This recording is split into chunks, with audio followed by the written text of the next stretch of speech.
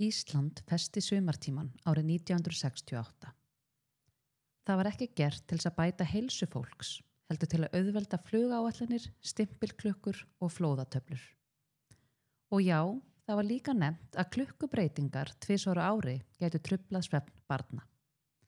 En lausnin, hún var ekki að vernda svefn barna, heldur að festa Ísland á röngu tímabelti allt árið kring. Í dag vitum við að morgunbirtan er sterkasta merki líkamsklukkunar. Að lifa úr takti við sólarganginn eykur líkur á svefnvanda, orkuleysi og lakari heilsu. Á sínum tíma breyttum við klukkunni fyrir vélar og viðskipti.